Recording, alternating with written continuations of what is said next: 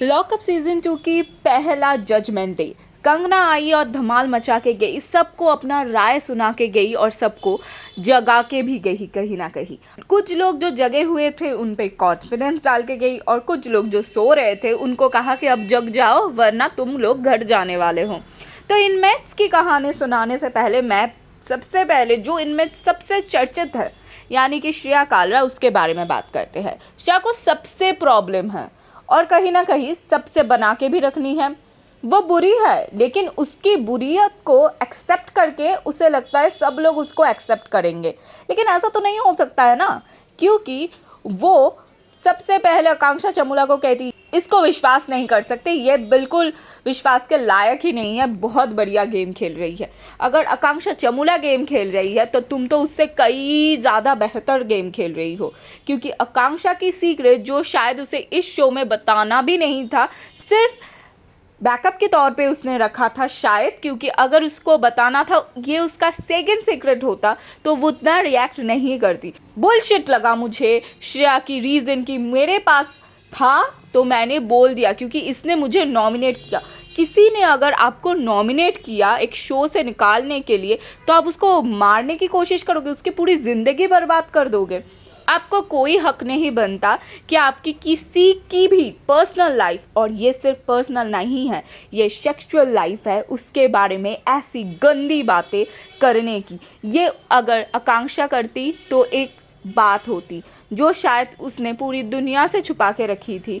वो बात श्रेया के मुंह से सुन के उसे अच्छा नहीं लगा। उसे कब बोलना था, नहीं बोलना था, कैसे बोलना था, वो डिसाइड करेगी, ना कि आप। श्रेया सुबह सुबह आकांक्षा चौधरी से पैचअप करने की कोशिश करती है एंड इधर भी आकांक्षा के बारे में भी श्रेया ने पॉडकास्ट में काफ़ी गंदी बातें बोली थी कि ये तो सोती रहती है सबके साथ। That was bullshit. आप किसी लड़की के बारे में ऐसे बात कर रहे हो और उसके बाद सोच रहे हो कि सब लोग आपको पूजा करे, ऐसा नहीं हो सकता है श्रेया जी।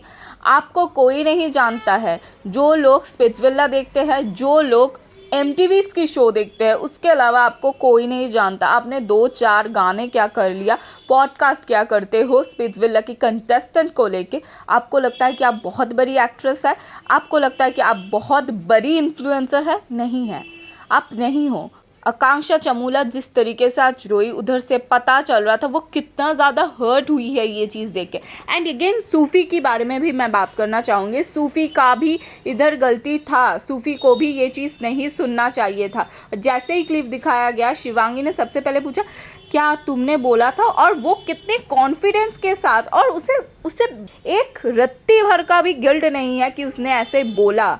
श्रेष्ठा ने इधर क्लियर किया कि बैक स्टेज में किसी को बोल रही थी आकांक्षा और ये चीज़ श्रेया ने ओवर हेयर किया एंड इसी को वो काम में लगाती है और उसकी एक लाइफ लाइन ख़त्म करती है।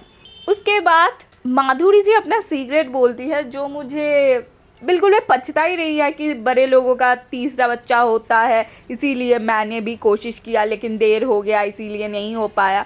मुझे बिल्कुल समझ ही नहीं आया और रितेश को भी समझ नहीं आया। रितेश का शक्ल देख के पता चल रहा था। लेकिन यस, अप्रिशिएट करना चाहिए आकांक्षा को। 3 बार उससे पूछा गया, उससे कंफर्म किया गया, उसको बोलने के लिए बोला गया एंड आकांक्षा ने बहुत ही ग्रेसफुली ये चीज़ एक्सेप्ट किया कि शादी से पहले मैं बाइसेक्सुअल था, कई लड़कियों के साथ मेरा रिलेशन्स रहे हैं, ज़्यादा इंटीमेट नहीं लेकिन रहा है और इसको मैं एक्सेप्ट करता हूँ। वो मेरा एक सेफ प्लेस है, मैं उसको एंजॉय करता हूँ। That was pure love. And उसके बाद श्रेष्ठा एंड आकांक्षा के बीच वोटिंग हुआ कि कौन कौन इनमेट्स चाहते हैं कि ये लोग रहे नहीं रहे। तो सब लोग एक्सेप्ट माधुरी जी आकांक्षा को वोट करती है रहने के लिए। इसी के साथ साथ आकांक्षा घर के अंदर आती है और जिस तरीके से आकांक्षा श्रेया को बुला के ये कहती है ये इस घर की सबसे ईविल औरत है, ये किसी की विश्वास की लायक नहीं है, इससे सब बच के रहना। वो सुन के, वो देख के बहुत अच्छा लगता है। एंड इधर वो कोई भी गाली गलौज नहीं करता। वो ये भी कहती है कि तुम्हारा कर्मा तुम्हें देखे और तुम्हें सेंस आए कि तुम क्या कर रही हो नहीं कर रही। उसके बाद आकांक्षा चौधरी आके श्रेया को जिस तरीके से बोलती है वो भी मुझे काफ़ी सही लगता है। लेकिन उसके बाद आकांक्षा जाके शिवांगी से बात करती है कि शिवांगी आप हमेशा श्रेया को डिफेंड करते हो। तो शिवांगी कहती है हाँ ठीक है, लेकिन मुझे ये सारी चीज़ें नहीं पता थी, अब से मैं ध्यान रखूँगा।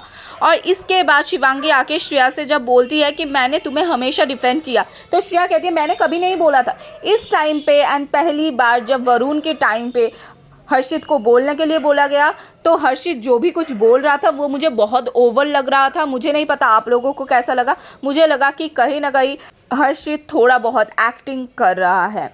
खैर उसके बाद आज हम लोगों को एपिसोड में ये देखने को मिलेगा, टास्क होगा, खाना नहीं है लोगों के पास, तो इसीलिए टास्क होने वाला है खाने के लिए। खाना देने के लिए टास्क हो रहा है ऐसा नहीं है, खाने के लिए पैसा दिया जाता है। वो कैसे आप लोग डिवाइड करोगे ये आप लोगों का काम है, ये कहा रितेश ने। और इसी के साथ साथ बहुत अच्छी तरीके से राम कपूर को भी धोया गया और राम ने ये कहने पे मजबूर हो गया कि मुझे इस घर से जाना है, इस जेल से मुझे घर जाना है, क्योंकि मुझे लगता है ये शो मेरे लिए नहीं बना हुआ है। लेकिन राम सर बहुत देर हो चुका है। शिल्पा शिंदे भी आने वाली है एज वाइल्ड कार्ड घर में, तो धमाल मचने वाला है। क्या कहना है गाइस आप लोगों का, कमेंट में ज़रूर बताना अपना राय।